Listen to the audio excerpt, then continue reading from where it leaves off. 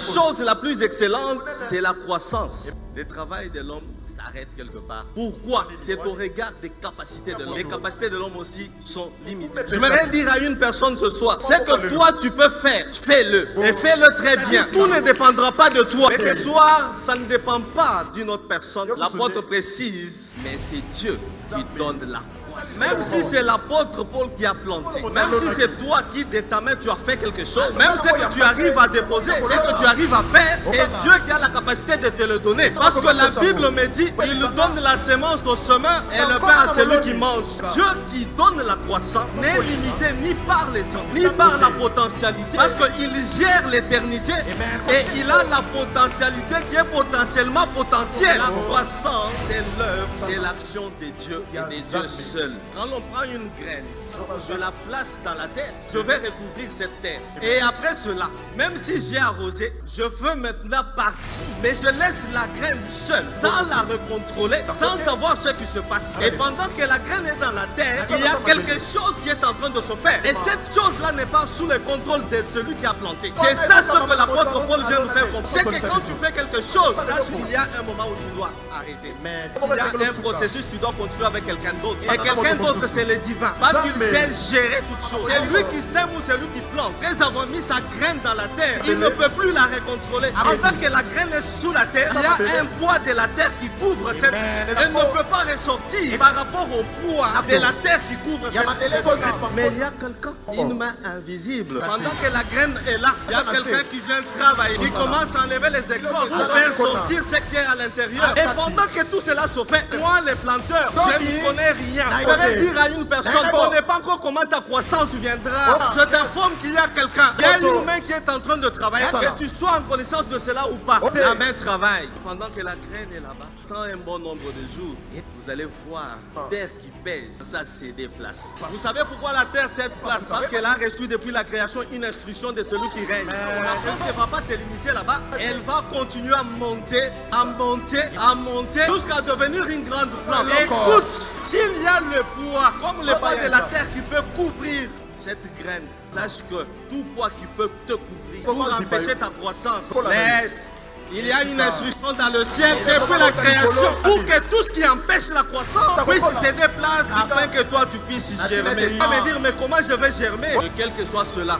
Parce que ça ne dépend pas de moi, mais ça dépend de celui qui est dans le ciel. La croissance est ton partage parce que cela vient de Dieu.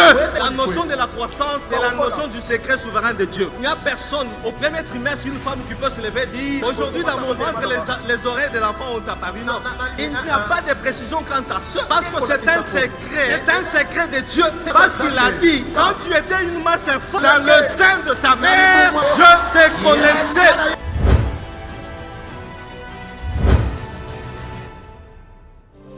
Sois debout que tu sois, que l'Éternel soit élevé pour cette grâce, la grâce de ce soir. L'Éternel me disait d'organiser ce moment et l'Éternel me promettait sa grâce.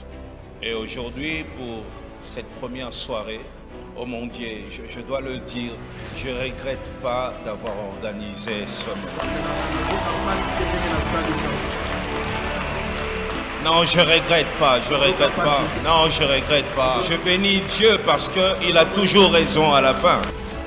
Mais aujourd'hui, j'ai compris que même sans force extérieure, ton propre développement peut ouvrir un chemin là où il n'y en avait pas. Il y a un moment dans la vie de la sémence, il y a toujours un moment où la terre cède.